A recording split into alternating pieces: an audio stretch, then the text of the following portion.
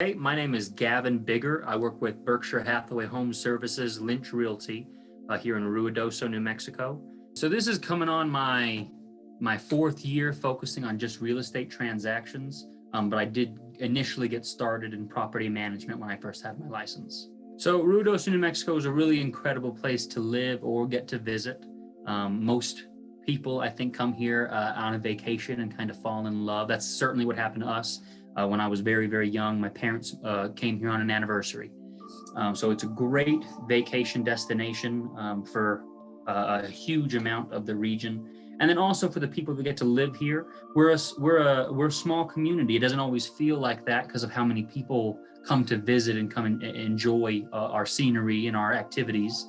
But for the people that live here, my graduating class was about 200 students. We all know each other. Everybody knows each other's parents. The teachers know, some of the teachers had taught our parents. The relationships that we have are priceless. I wanted to get more involved. I have a daughter here already. She's in a daycare program, and my wife and I just found out a couple of weeks ago that we're expecting a second. So we don't intend to leave and go anywhere else, and that means that this community needs to be thriving. They need to be doing well enough to where we can live here, we can be happy here, and my children can grow up here. So I'm running for a position on the Chamber of Commerce right now. I was just invited to join our Rotary Club here, in different, getting on different housing boards, different, Realtor Association committees as well. So I was just naturally kind of doing that to make sure that I could at least have some kind of a way in shaping tomorrow, since I was going to be here for it.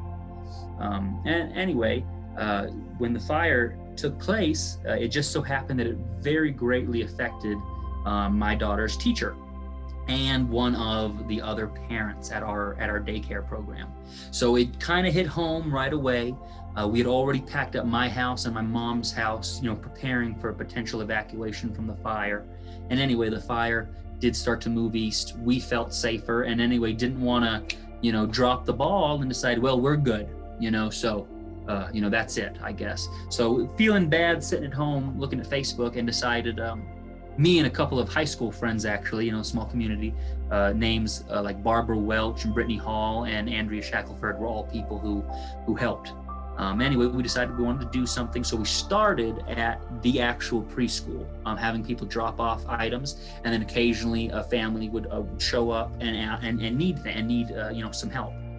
Anyway, that project grew. That was probably inspiration behind getting involved. I want this place to do well. I want this place to be a good home for people.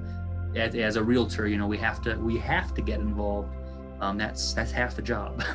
So the first thing we did, and I think the most valuable role I really played, was I took all the relationships we have in the community. I leveraged the relationships I had or needed.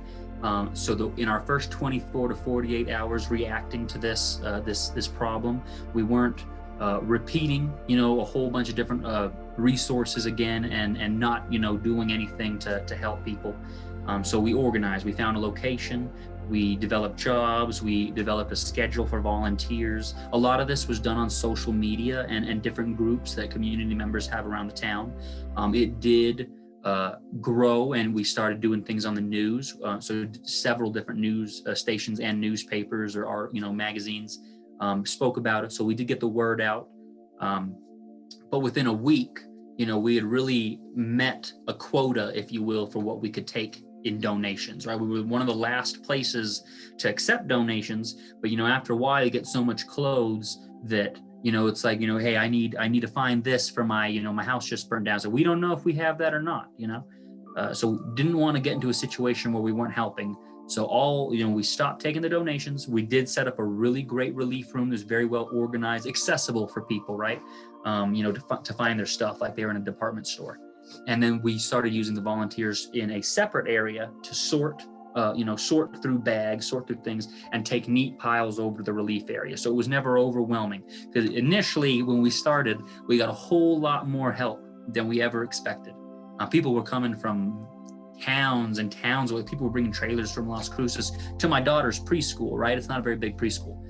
So luckily, I walked over to Gateway Church, walked into their Christian services department, and I had heard that they were thinking about using their gymnasium as a place to help people out.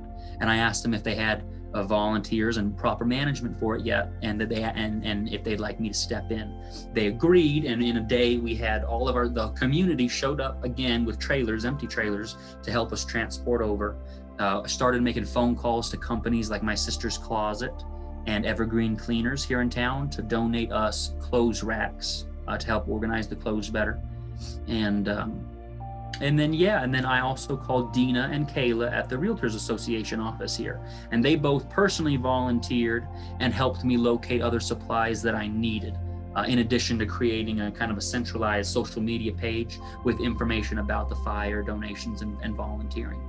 So anyway, lots of instrumental people in putting it all together. But mostly, I would say, instead of just taking all the credit, I helped organize a whole bunch of people who wanted to help and had the means to help. You know, the hardest physical part of the job is making it accessible, right? Because if you have a big pile of men's pants, right, and a big pile of, that's not really organized. A person will be there all day trying to find one pair for themselves, right? So it really got like a department store, right? People have those jobs every day. They're very intricate organization so that people could walk through and fill up a box and take it back to their house and it'll be a long time before everything can be normal again, but at least having clothes for work, having clothes to go on a walk, and things that don't smell, they don't have to wash. All of the clothes that we had, they were clean and they were in good condition, right? We were discriminatory in that way. Not just anything we would keep. We were trying to give people something that they would be comfortable with. You don't want to smell something and then not have a washing machine at home to go take care of business. So that was hard work, but I really say that's just labor. It was hard labor. I'm not downplaying it, but that's just labor. I think the hardest thing is trying to empathize with somebody who comes in and needs the help, which is something that as a realtor I am very good at. But it's hard to do because you need to be on, especially if you're organizing, you need to be on top of your game. You need to be thinking clearly and working, and to honestly get down on the level with somebody who has just lost their everything. You really can't do it in the same way. It's a very broken and sad feeling. I can't say that I've truly experienced it myself, just had little brushes, and it's lonely. It's lonely. So, but we do feel for them, and we are happy that they're alive. And that's the number one. People say, at least you got it out, and that's true. But it's trying to let them know that they're not alone. That every day through the hardship, they can come back to us, go to another group, call a friend, call me, and they are not going to have to deal with it by themselves, right? But obviously the overall is the people here, right? Community. It's kind of a lesson. Community really is not a place. It is a people, and it's our people here that make us so special. But to the two specifics, this one guy came in. He ended up actually being the son. He's a teenager, and he is the son of someone I work with every day. She's a title officer here. And anyway, they lost their property. And this guy came in by himself with his friend looking for some items. And anyway, he went to go kind of messing with stuff. And anyway, by the end of it, he put it all down and said that there were other people that were going to need this stuff more than he was, right? That he would go, and I think his friends were helping him out with clothes, and they were doing stuff for water and food. And anyway, his mom eventually got a hold of him and made sure that he got stuff. But he was willing to just go with nothing and take absolutely nothing to make sure that other people who were affected had it. And he did. He lost everything, and he was alone at home. Vehicles were not able to get to where he was in the fire. He took all of his dogs, his little dogs, right, and by leashes and in his arms, got onto the center of Gavin Canyon Road, which is only a 2-lane road. It is not a big road, right? Just 2 lanes, forward and backward. He got in the middle of it and he walked himself out of that canyon, fire on both sides, and he got himself out of there. And anyway, he very lucky that he did not succumb to like smoke or heat or anything like that. But anyway, wasn't able to sit there and wait for help anymore, and a friend picked him up down the canyon and got his dogs and got him out of there. So he was fine. You would have never known.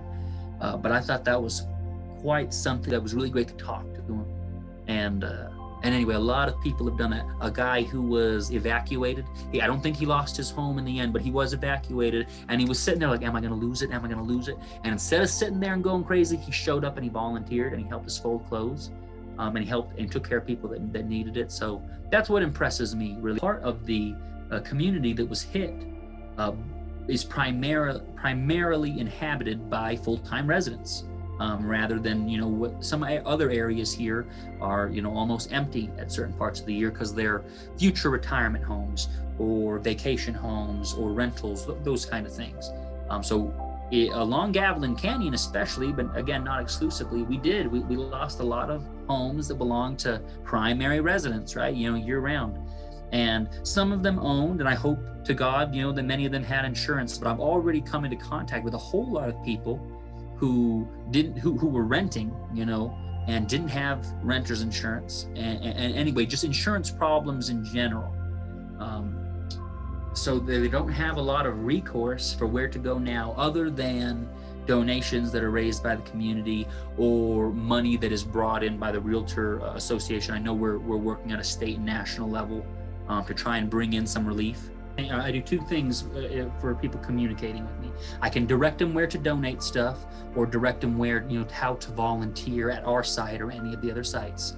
And then number two, for people who are affected by the fire, and maybe like me, do not want to visit the donation center in front of everybody else. That can be a kind of hard thing to, go through clothes. And so I have been meeting people later in the evening or nighttime, when everybody else is gone, and kind of opening the door and allowing them to get whatever they need without having too much conversation.